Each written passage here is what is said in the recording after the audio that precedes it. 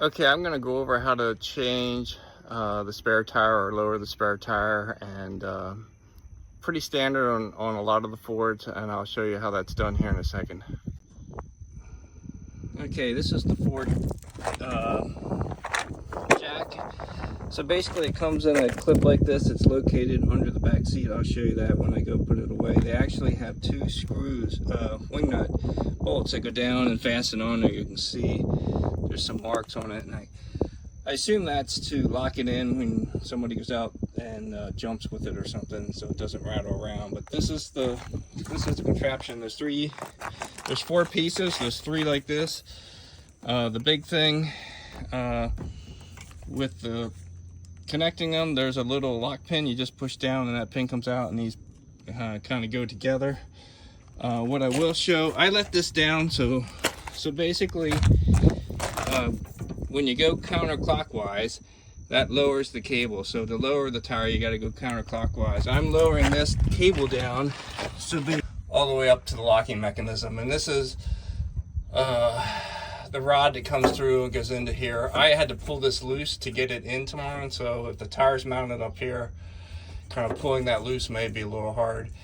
You may have to jiggle it around to get it up, but I'm going to lube all this, then I'll basically put the spare tire, and this is to permit it to lower. I've seen these cables at least on 3 trucks right now that when they sit there and they've never been lowered, these cables rust and lock up, so you can't get the spare. You can get the spare tire down, hopefully like a foot or two, but it won't release off of the cleaver down here, and I'll show you how that goes on in a second as well. So give me a minute to lube up the cable, and I'll be right. Okay, so now I have grease on the cable, and I put the cleaver through the tire. You have to make sure that the face of the tire is down towards the ground so it will mount up in the back of the pickup. So at this point, like I said, you just come in here and you'll just crank this, and this will raise the tire. And basically it's a two-man, you need 2 hands to do it, so I'm not going to be able to do it right now, but you basically lower that up in there and you should be good to go. 2 things. I would make sure your tire is new. So this one's over 10 years old, closer to 13 years old. So the next time I get tires, I'm going to replace this tire. So I'm going to get 5 tires, and these are a 35-inch tire. The nice thing is that's a full-size tire, which you don't see too often. The downside to it is it's very freaking heavy. So one-person job, you got to be fairly strong to manhandle it around. So if you're not, call AAA or get a AAA membership or something to have somebody come out and change the tires, because doing it by yourself is a little bit of work, and you got to have a little strength to do it. So I'll show you again in a second when I get it mounted up in the spare tire area of the truck. Okay, so the other key thing to note here is when you snake this onto the cable, this is how you spin it.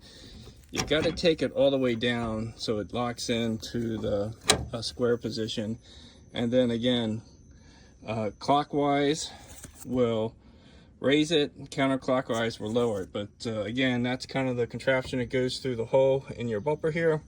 The clevis, the mechanism that goes through the tire to hold the tire up. The other thing is just make sure that you have space with your exhaust that doesn't get up against the tire. Not real wild about kind of what I have there, but that's the way it was from the factory, so obviously it doesn't get that hot to melt the tire. But I may put another heat wrap around this. And actually, now that I look at it, my heat wrap, the heat shield is actually broke, so I'm going to put a C-clamp on that. And maybe when I do that, I'll put some extra protection against the heat on that. But that's it all installed. And on to the next thing. I did notice that when I do the rear oil change, or gear oil change on that, I'm going to have to lower the tire to get on that because it's kind of blocking it. So I guess a little bit of dumb luck goes a long way. So the grease on there will help me when I want to lower it again, and I get to that at some point in the future. So again, just a quick reiteration on this. There's a hole in there. You just line those two up on there. You push this in, and then that pushes the pin in, and that will lock in place. And again, everything has a home here. So this is basically where all the rods go. You fold up the kit here, and that will go inside the truck here. I'll show you in a second. Again, now that I'm inside the truck, you lift out the carrier for the back seat, and the tire kit is, you have to, one hand's a little more difficult, but make sure that you put these in upright, and that you have this little cable at the end so you can pull it out. So again, here's the kit. It just slides in there. You put your bolt on here, and that will actually fasten it in place. So that's where it's stored, and you saw the components that come out of it. So that's how you get to the tools you need to change the spare tire on the F-150 Raptor, as well as other Ford pickup trucks are similar to this.